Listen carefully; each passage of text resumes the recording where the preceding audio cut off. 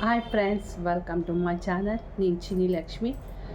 అందరికీ తెలుసు ఈ నెల 26వ తారీఖు శివరాత్రి వస్తున్నది. సో దాని గురించి ఒక చిన్న మెడిటేషన్ చేసుకున్నాను. అది రేపు రిలీజ్ చేస్తాను.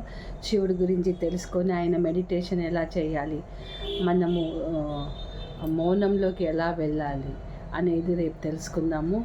సో అందరూ ఎదురు చూస్తారని ఆశిస్తున్నాను. తర్వాత వచ్చేసి శివుడు మనకి, శివ పార్వతులు మన తల్లిదండ్రులు అని చెప్తారు. శివుడు మన తండ్రి, పార్వతీ మాత మన తల్లి అని అందరూ అంటారు. సో అదే నిజము. తర్వాత వచ్చేసి మనకి ఇన్ అండ్ శక్తి అని రెండు ఉన్నాయి. అంటే ఒక స్త్రీ శక్తి, ఒక పురుష శక్తి. లెఫ్ట్ సైడు మనకి స్త్రీ శక్తి అంటారు, రైట్ సైడు పురుష శక్తి అంటారు, అంటే శివ పార్వతులు అనేసి. ఈ రెండు విలీనమైనప్పుడే మనకి కుండలిని శక్తి రైజ్ అవుతుంది. సో అది కూడా ఒక సైన్స్ పరంగా అన్ని కెమికల్స్ ఒకటైపోయేస్తాయి అన్నమాట. సో అప్పుడు బ్రహ్మానందంలోకి వెళతామన్నమాట. సో అదే ఈ శివశక్తి, శ్రీశక్తి రెండు మిక్స్ అవుతే ఇది జరుగుతుందని అందరూ చెప్తారనమాట. సో ఈ శక్తులను మనము ఈ 9 రోజులు నీట్గా కలుపుకొని మనం కూడా అలాంటి స్థితిని పొందుదామంట.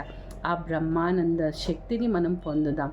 అందరికీ కుండలిని శక్తి యాక్టివేట్ కాదు, కానీ అందరి చక్రాలు బ్యాలెన్స్లో ఉన్నప్పుడు మాత్రమే అవుతాయి. అయినా కూడా ఆ స్టేజ్లో నుంచి మళ్ళీ నిదానంగా మీరు బయటికి వచ్చేస్తారు కొంతసేపు అయిన తర్వాత. సో అది ఇదైపోయిన తర్వాత, దిగిన తర్వాత మీరు అందరూ వచ్చేస్తారు. దాని గురించి బాధపడే అవసరం లేదు.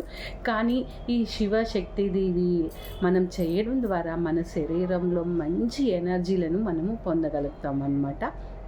సో ఈ 9 days ఈ మెడిటేషన్ నేను వీడియో చేసేసి వేసేస్తాను. మీరు దాన్ని డైలీ చేసుకోవడమే. సో జూమ్లో అందరూ ఒకే టైంకి రావడానికి కుదరదు కాబట్టి మీరు 9 days ఈ ధ్యానం చేస్తారని నేను ఆశిస్తున్నాను. తర్వాత లైక్, షేరు, సబ్స్క్రైబ్ చేస్తారని నేను ఆశిస్తున్నాను. Okay, thank you.